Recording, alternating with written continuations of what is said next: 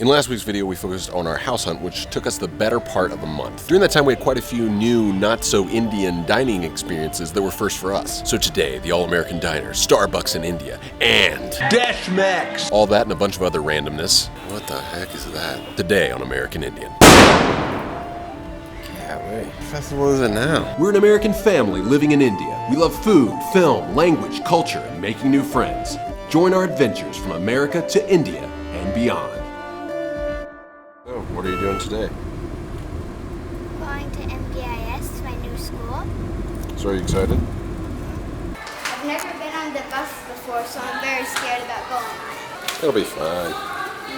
Hopefully. We've all been hit by some bouts of sickness since arriving in India. Seeing my barely comprehensible delivery in this clip when I was sick, we decided I just feel... reminded me of my first trip to India in 2002, when I got the full-on Banarsi version of Delhi Belly. So tonight, I'm feeling sick. Now I'm sick. I think it's as good time as any for a home video flashback. Been a day, I guess.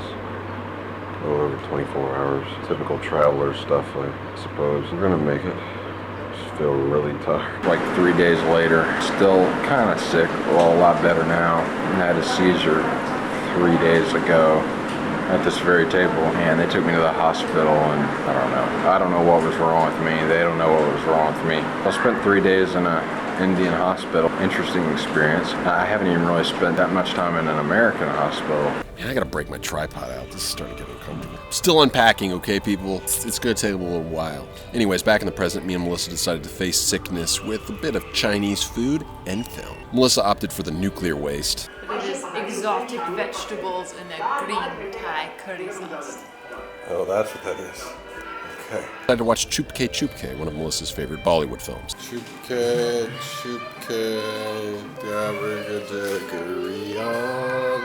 that's exactly what she's saying. Dharmendra is really a great actor. He's lovable, he's down to earth, he's just real relatable. One day, it would be cool to meet him IRL. We went to Starbucks for the first time. This is the one in GK1 M Block Market. Melissa is a sucker for this damask pattern, so they scored points with her for that. One of the fun things about going to Starbucks in India is that you get to discover a whole new host of ways to spell your own name. I don't think Melissa ever gets spelled the same way twice. Not that people in America do any better with Indian names. Our daughter's name is Satya, which means truth in Hindi. It generally gets pronounced every possible way except for the correct way. Satya, Satya, Sasha, Satya. And you can't really blame anyone because English is just about the most unphonetic language in history. I mean, check this out. Pharmacy. But can you blame them, really? What's the deal with PH and F? If they make the same sound, why not just use one of them? Formace! It's almost like it's Italian. It's a me, formace! Our friend Trisha showed us her new place. There, Rohan displayed his attachment issues. Do the zombie too.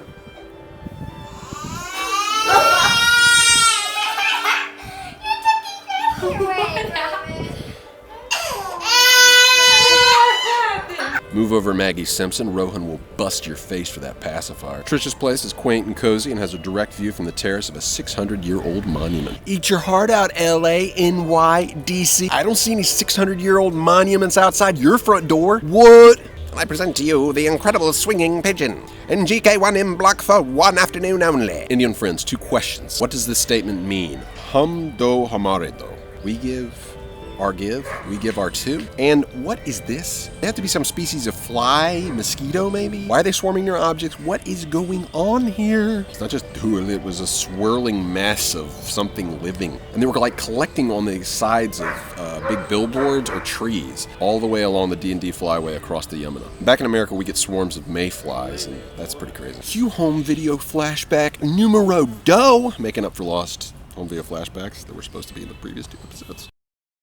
So I was hoping I would be able to find the video camera to play this for like $100 maybe. I figured, I get it for $100, you know, it's India. I forgot though that PAL is the standard over here. NTSC is the standard in the US, so they're kind of rare. Found them in Chandni Chowk of all places. I'll do a video showing you the process, but they cost like $200, and I'm just like, $200 for a camera I'm never going to use to film anything, only capture tape.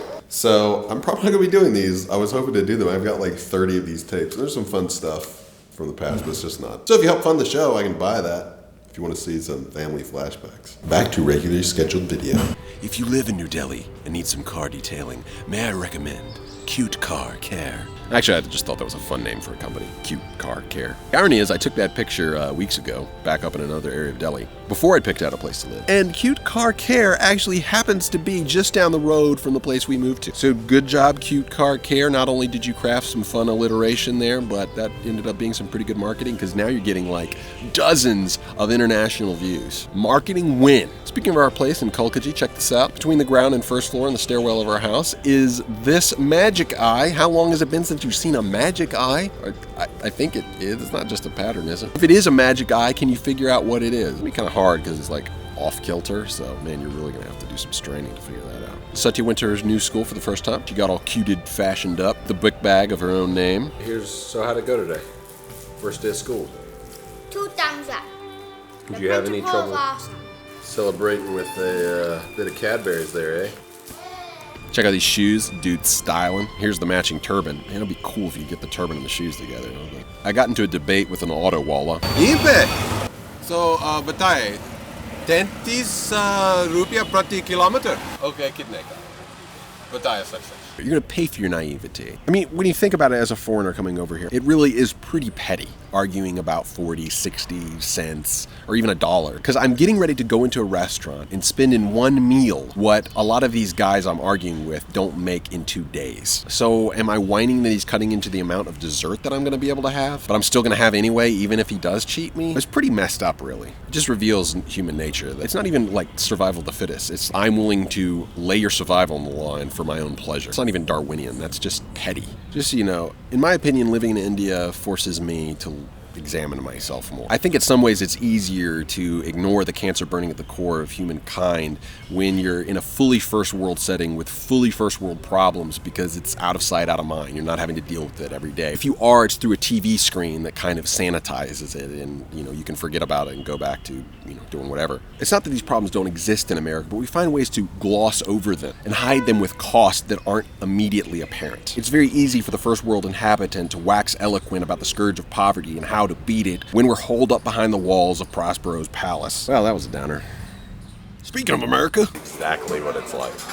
It's like a 50s diner. You got Elvis playing, you got hot dogs, shakes. Man, this is wild. The only thing that fits this place is wow. we used to go to one of these old drug stores, and they had like the soda jerk thing with the countertop, and that was the best malts I've ever had in my life. I'm not having that level of expectations for this chocolate malt, but I'm excited to give it a shot. Pretty good. Pretty close. Now, it's not necessarily just like a shake. It tastes like a malted milk. It kind of tastes like a Whopper in shake form. Okay, that's enough. That's enough. Yeah, I got the malt part down right, I feel like. I feel like it just could use a little more chocolate. It just needs to be a little thicker. It needs to be darker. The bun is a little big. Kind of engulfing the hot dog. The chili tastes about right. It's pretty good. The only problem is just the bun. Actually, the bun's a good tasting bun, but the main event is the hot dog. Compared to the cheesecake that I got at Mama Goto's, which I love Mama Goto's, it was just pudding cake. This is actually cheesecake. I wouldn't call it New York style. It's no Cheesecake Factory, but it's pretty decent. You can get milkshakes in the 1950s in an American diner. I'm pretty sure you can't get malt. Like, the only other thing that's not authentic is the fact that beef's not on the menu. That makes it all American, which is pretty offensive in India. So I can see why they changed that. 72% all American. While we were trying to find a home of our own, we had the pleasure of staying at the home of our friends Steve and Ellen. Their daughters and Satya are real good friends. Here's Satya and Jaya performing for Rohan.